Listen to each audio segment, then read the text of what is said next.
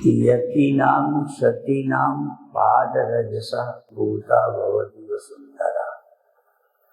यतियों और सतियों के चरणों से ये धरती पवित्र हो, और ये पंजाब की धरती संतों की धरती, गुरुओं की धरती। ऐसी गुरुओं की पावन धरती पर इस तरन तारण नगर में सत्संग का आयोजन इस मंदिर में हुआ। जीवन का लक्ष्य क्या है?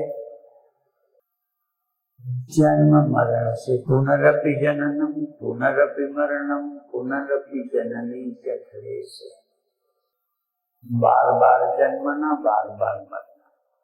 हमारे गुरुओं ने क्या संकेत किया?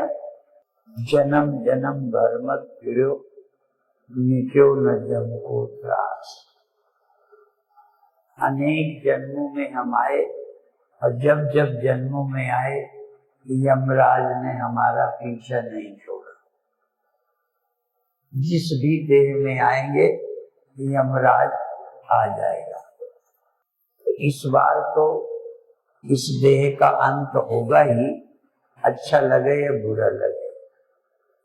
प्रयास ये करना है, न रहे बांस न बजे बांसुरी। आगे देह नहीं मिलेगा तो न बचपन होगा, न जवानी, न बुढ़ापा। न स्त्री की जरूरत पड़ेगी, न पुरुष की, न भोजन की, न वस्तुओं की, क्योंकि ये सब जरूरतें शरीर रहते खड़ी होती। शरीर हो इनकी जरूरत न हो, ये असंभव है।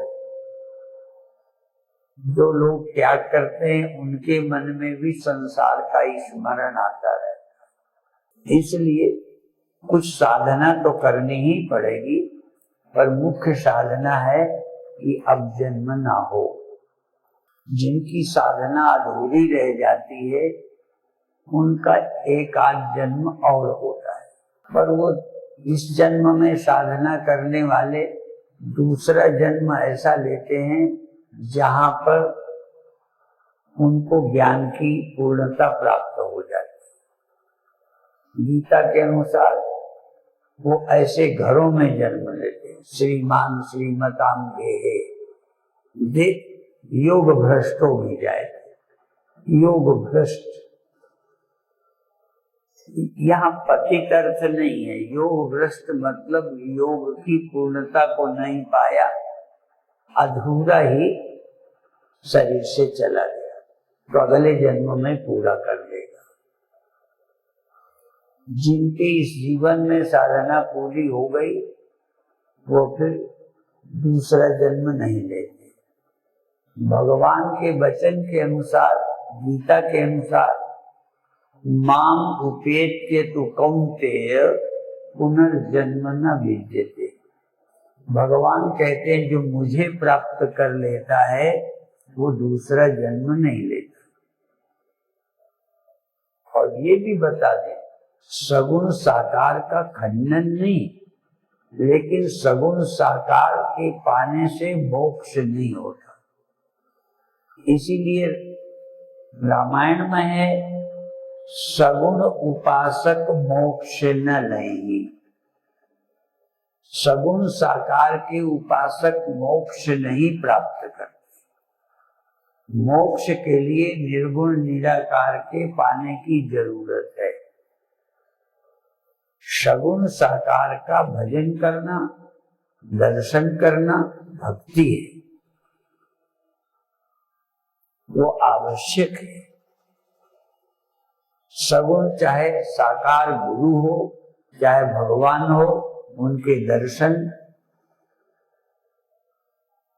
उनका ध्यान, ये भक्ति है। और भक्ति से भी हमको बहुत लाभ होता है। किंतु निर्गुण निराकार की प्राप्ति भी आवश्यक है, और निर्गुण निराकार सब जगह है। सगुण साकार कहीं होता है, कहीं नहीं होता। अभी हमको एक साधु मान लो, तब भी इस समय हम तरन तारन में हैं, इस समय हम अमृतसर में नहीं हैं, इस समय हम यूपी में नहीं हैं, इस समय हम एमपी में नहीं हैं, इस समय हम मुंबई में नहीं है। यहाँ तो जो हमारा साकार देह है वो एक जगह है, दूसरी जगह नहीं है। राम भगवान का वनवास हो गया, ब्रह्म का भी वनवास हो सकता है, ब्रह्म को यहाँ से वहां ले जा सकते। इसलिए राम भगवान यद्यपि ब्रह्म हैं, पर शरीर के नाते वो एक व्यक्ति हैं, एक देह है, इसलिए वनवास हो गया। जब पिता ने वनवास दे दिया, उनकी माता की जिद के कारण अच्छा तो नहीं लगा दशरथ को, पर वचनबद्ध थे। और वो ये भी बड़ी बात है, क्यों देना पड़ा? उन्होंने कभी कैकेयी को वचन दे दिया था कि 3 वरदान मांग लो, और वो वरदान उस समय लिए नहीं। कर्ज पड़ा रह जाए तो बढ़ जाता है, ध्यान रखना। बैंक वाले जानते होंगे जो कर्ज लेते, कई की जमीनें बिक गई, कई किसान आत्महत्या करते हैं। क्यों करते हैं? सरकार का कर्ज ले लेते, समय पे नहीं चुकता हुआ बढ़ गया।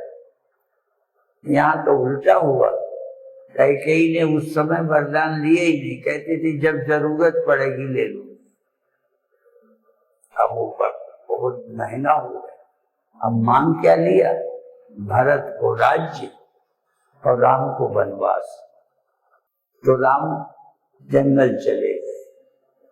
कितना कठिन काम है ऐसे पुत्र। भगवान राम का महत्व इसलिए अनेक दृष्टियों से है कि राम की विशेषता देखो, पिताजी की परिस्थिति को देखकर माँ ने पूछा कैकेयी ने कि क्या बात है। राम ने भी कैकेयी से पूछा क्या समस्या है? कह बेटा समस्या है पर तुम हल कर सकते, दशरथ नहीं हल कर सकते, तुम हल कर सकते। और हल क्या कर सकते हैं? वनवास मांगा है, तुम चले जाओ, बस समस्या हल हो गई। तो राम चले गए। ये राम की खूबी है। और देखो थोड़ा पति कुछ बुरा आचरण कर दे पत्नी के साथ तो पत्नी चिढ़ जाती है। पत्नी पति के किसी निर्णय से दुखी हो जाती है और संशय करने लगती है। इसलिए मैं उन विषयों को रखता हूं कि इनकी बुद्धि देखो। सीता जी को त्याग दिया, पर सीता जी रामायण में कहीं देखो जो राम पर संदेह करती हूँ। उन्हें पता है कि मैं निर्दोष हूँ, राम को भी पता है कि सीता निर्दोष है, फिर भी सामाजिक धर्म स्थापना के लिए राम का अवतार हुआ है। यदि ऐसी स्थिति में सीता को रखेंगे तो किनको समझाएंगे? आजकल समाज में क्या समस्या है? कई लोग सोचते हैं कहने दो जिन्हें जो कहते हो, हमें किसी की परवाह नहीं, सांच को आंच नहीं। पर राम ने ऐसा नहीं किया।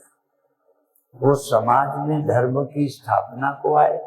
लोग कहते हैं यदि राम के घर में ऐसी सीता थी, राम ने रख लिया तो हमें क्या,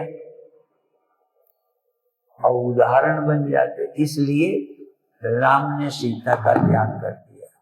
गर्भवती सीता ऐसी स्थिति में कोई निकाल दे अच्छा नहीं है, हमें भी अच्छा नहीं लगता, पर वो धर्म स्थापना के लिए आए, समाज में उदाहरण बनना चाहिए। यद यद आचरति श्रेष्ठ तदेवेतरो जना सयत् प्रमाणम कुरुते लोकस्तदनुवर्तते। आजकल हम ये नहीं सोचते कि हम समाज में उदाहरण बन रहे हैं, चाहे वो नेता हैं, चाहे माँ बाप हैं, चाहे पत्नी हैं, बेटा बेटियां हैं, उदाहरण बने, उनकी लोग याद करें। इसी तरह एक उदाहरण हम युधिष्ठिर का देते। युधिष्ठिर से भगवान कृष्ण ने चाहा, क्योंकि अश्वत्थामा के मरने से उनकी सेना का मनोबल गिर जाएगा, वो कमजोर पड़ जाएगा। तो कृष्ण भगवान चाहते थे कि युधिष्ठिर कह दें कि अश्वत्थामा मर गए, तो युधिष्ठिर नहीं बोलते। युधिष्ठिर धर्मात्मा है, धर्मात्मा में युधिष्ठिर जैसा व्यक्ति मुश्किल है। और ऐसे ही हम लोग हरिश्चंद्र की याद करते हैं। हरिश्चंद्र ने स्वप्न में दान कर दिया था, तो उसका जागृत में पालन किया। सत्यवादियों में हरिश्चंद्र, युधिष्ठिर धर्मात्मा। कृष्ण भगवान समाज को सुधार करने आए हैं, दुष्टों का संहार करने आए हैं, उन्हें कोई बहाना मिलना चाहिए। इसलिए भगवान कृष्ण चाहते हैं युधिष्ठिर से कह दें कि अश्वत्थामा मर गया है। युधिष्ठिर नहीं बोलते, तो कहते हैं अश्वत्थामा नाम का हाथी तो मरा है। हम ये तो नहीं कहते कि तुम अश्वत्थामा आदमी मर गया है कहो, अश्वत्थामा नाम का व्यक्ति मरा है ये नहीं कहते। तुम ये तो कह सकते हो अश्वत्थामा मरो। युधिष्ठिर ने कहा ये कह सकता हूं।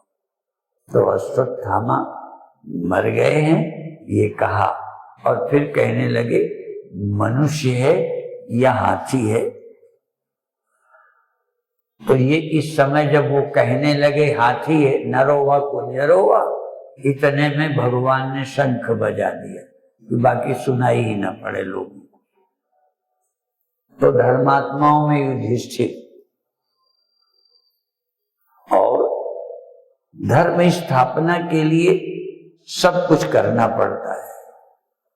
अच्छी समाज में व्यवस्था लाने के लिए सत्ता चाहिए, और कई बार सत्ता हथकंडे से भी आती है। कई बार कुछ न कुछ आश्वासन दो, एक बार आओ, फिर समाज का अच्छा काम करो।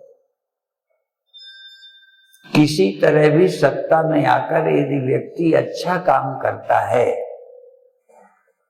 तो छल भी अच्छा है। भगवान धर्म की स्थापना करना चाहते हैं, इसलिए कहा। पर हमारा विषय दूसरा है। विषय आज ये है कि भगवान कहते हैं माम उपेत्य तु कौन्तेय पुनर्जन्म न विद्यते। तुम मुझे प्राप्त कर लोगे तो दूसरा जन्म नहीं होगा। किसको कहते हैं? अर्जुन को। तो अब तो अर्जुन को भगवान प्राप्त ही हो गए। भगवान सामने, अर्जुन सामने। तो यदि भगवान कृष्ण एक व्यक्ति हैं तो अर्जुन को तो प्राप्त हो गए। अब उनका पुनर्जन्म नहीं होना चाहिए, तब गीता क्यों सुनाते? इसलिए मैं ये बात कहता हूं, सगुण साकार परमात्मा हो चाहे गुरु हो, मिल जाए उतने से मोक्ष नहीं होता। मोक्ष के लिए सर्वव्यापी परमात्मा को पाना ही चाहिए, जो सब में रहने वाला परमात्मा है, जिसको नवे गुरु जी ने भी इशारा किया, सर्वनिवासी सदा आलेपा तो ही संग समाए। जो सब जगह रहता है, सर्वव्यापी, वो तेरे अंदर भी रहता है। और अभी अभी गुरुवाणी का स्वामी ज्योतिर्मयानंद उदाहरण दे रहे थे, घट घट में हर जू बसे संतन करो पुकार। संतों ने बताया घट घट में परमात्मा रहता है, सब घट में परमात्मा रहता है, और उसी के स्मरण से मुक्ति होती है। ध्यान रखो, चाहे वो गुरुवाणी है, चाहे गीता है, चाहे उपनिषद है, सभी सयाने एक मत। सभी सयानों का एक मत है, भाषा चाहे गुरुमुखी हो, चाहे संस्कृत हो, चाहे विचार सागर आदि हिंदी में हो, भाषा कोई हो, सत्य अनेक नहीं होते। फिर समझो, पानी कह के जल कह के पियो, वाटर कह के पियो, आब कह के पियो, जिससे प्यास बुझती है वो एक ही है। सबकी प्यास एक ही से बुझती है। मुस्लिमों के आब कह के पीते हैं, हम लोग जल कह के पीते हैं, अंग्रेज वाटर कहते हैं। तो प्यास बुझने में फर्क पड़ता होगा। शब्द अलग अलग होने पर सत्य एक है। तो गुरुवाणी गीता, भगवान ने कहा यो माम पश्यति सर्वत्र। अब भगवान कृष्ण कहते हैं जो मुझे सब जगह देखता है, तो सब जगह हम कृष्ण को कैसे देखें ये बताओ। तुम मुझे सब जगह कैसे देखो? यदि मैं देह हूं तो मुझे सब जगह कैसे देखो? मैं देह के अलावा कुछ हूं। मैं शरीर ही नहीं हूं, मैं अंतःकरण भी हूं। मैं अंतःकरण ही नहीं हूं, आत्मा हूं। इसलिए मैं भी सब जगह हूं। और अभी आप भी सब जगह हो। पर आप सब जगह का, आप तो देह हो इसलिए यहां हो। आप मन हो तो तीन अवस्थाओं में हो, जागृत में, स्वप्न में, सुषुप्ति में। और तुम आत्मा हो। तुम जगते नहीं, तुम सोते नहीं। जागती है बुद्धि तो देह का पता चलता है, सो जाती है बुद्धि, देह का पता नहीं चलता। फिर स्वप्न होते। हमारे गुरुओं ने ये भी कह दिया, जिक्र किया, जो सपना और देखना ऐसे जग को जान, जैसे सपना है ऐसे जग को जान। और भी गुरुवाणी में कह दिया। वैसे तो ये कथा अष्टावक्र की है, जनक की है, जनक की। इसलिए पर यहां जनक नहीं कहा गुरुओं ने। नरपत एक सिंहासन सोयो। तो कौन सा राजा था? यूं तो किसी राजा पे लगा दो, पर ये कथा जनक की है। जनक सो गए थे और सपने में भिखारी हो गए, राज्य छिन गया। और इसलिए ये शब्द जनक पे लागू है। नरपत एक सिंहासन सोए, सपने भया भिखारी, अछत राज। राज कहीं गया नहीं, अछत राज। बिछुरत दुख पाया, सो गत भई। बोलो, हमारी तुम्हारी हुई कि नहीं?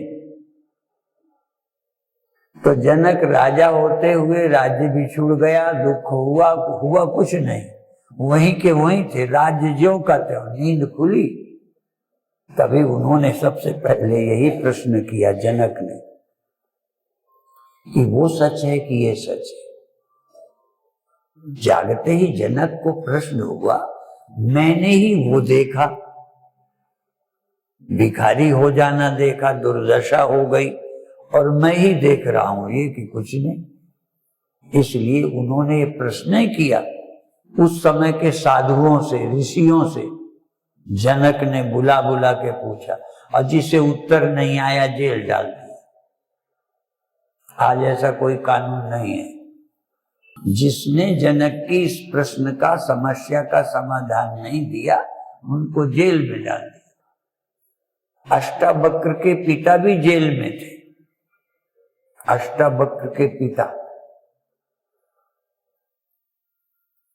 पर अष्टावक्र पढ़ने में बहुत अच्छे थे। पढ़ाई में जो बच्चों को ना ये तुरंत बोल दे, तो कई बच्चों को जलन होने लगी। कई बच्चों ने ये कह दिया कि बड़े ज्ञानी हो तो अपने बाप को छुड़ा लो, जेल में बंद है। अष्टावक्र के पिता जेल में थे, उन्हें उत्तर नहीं आया तो जेल में डाल दिया जनक ने। अब अष्टावक्र ने सोचा तो पता लगाया क्यों बंद है।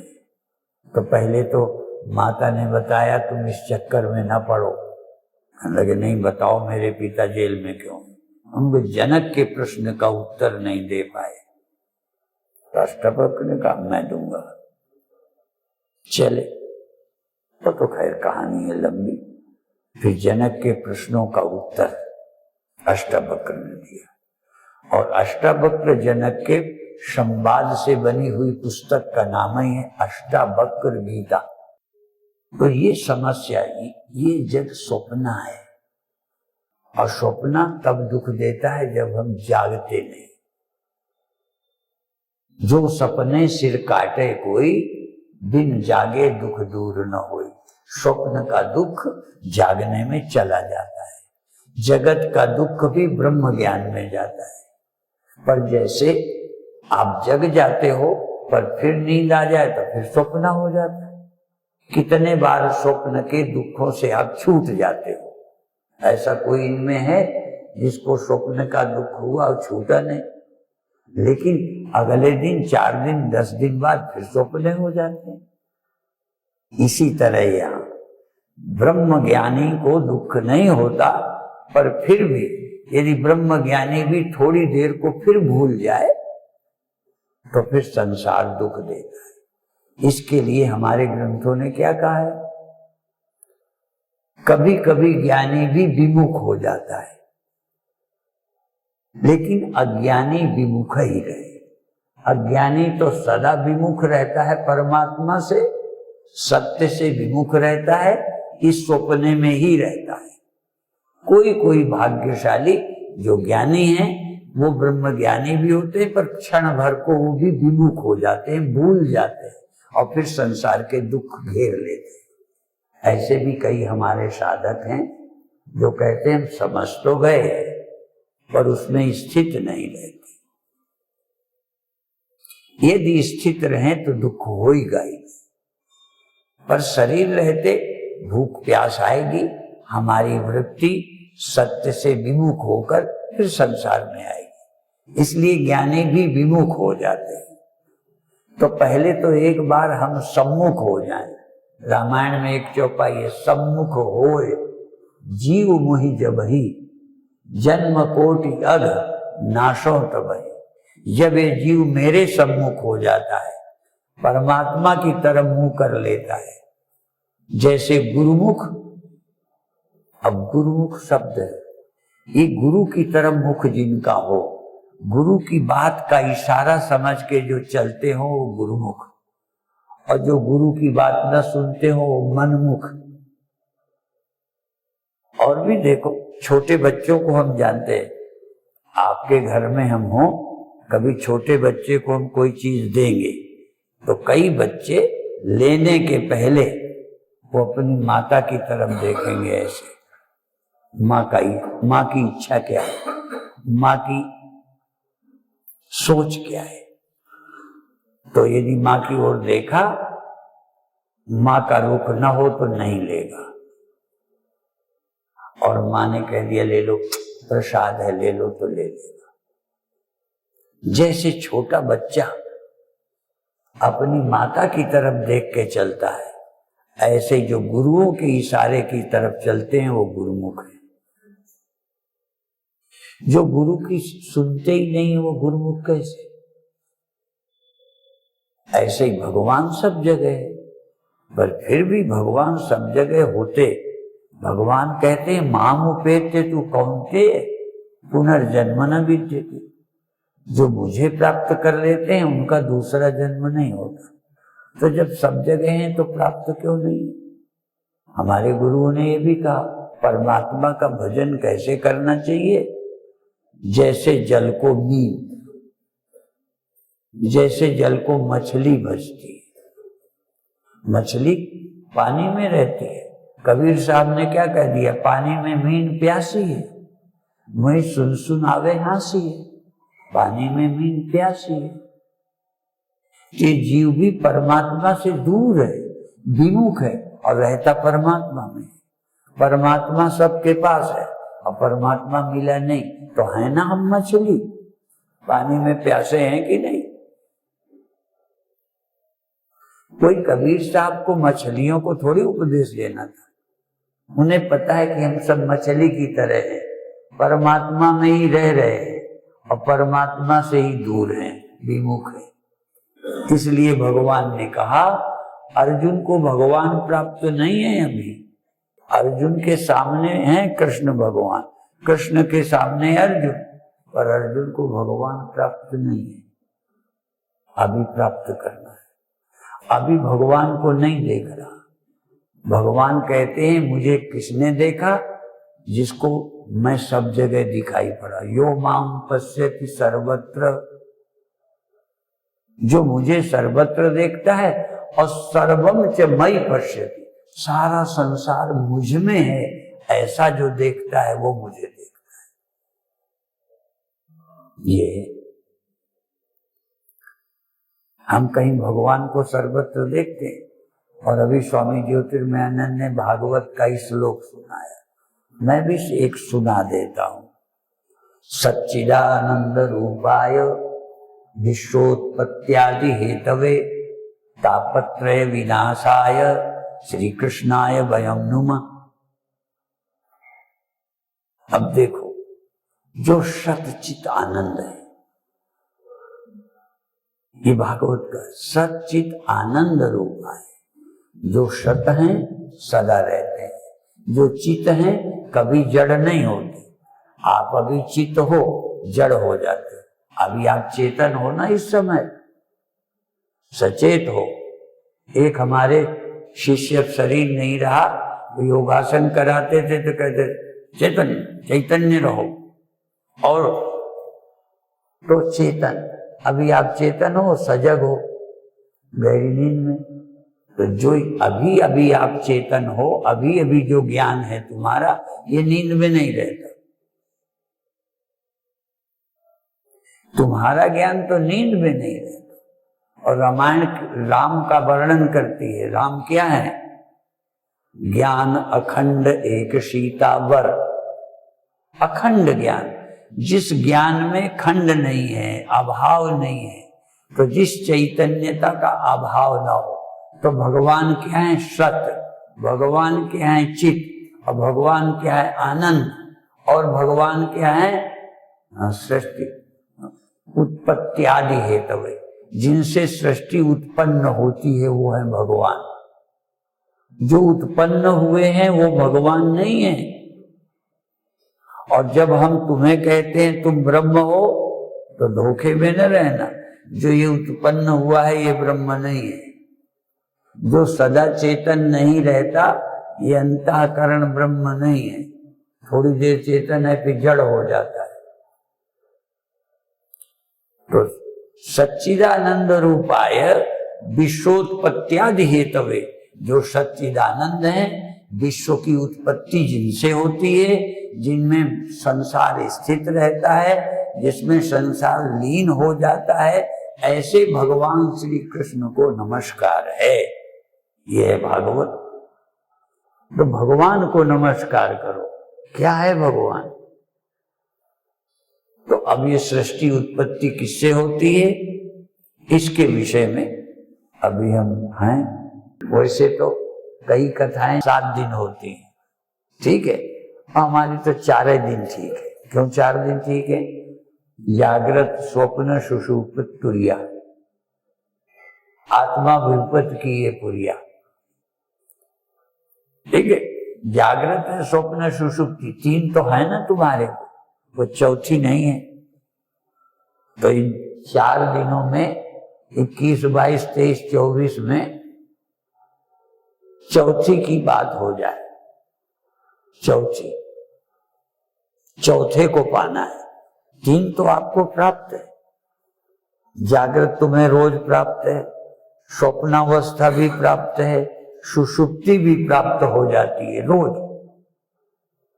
समाधि नहीं हुई तुरीय नहीं मिला, और तुरीय ही शिव है। उस चैतन्य शिव को प्राप्त कर। और ये आत्मा रूपी राजा जागृत में, स्वप्न में, सुषुप्ति में रहता है। और ये तुरीय नहीं, जागृत स्वप्न सुषुप्त तुरिया, आत्मा भूपति की ये पुरिया। तो आप आत्मा रूपी राजा की 3 पुरियां हैं कि 4?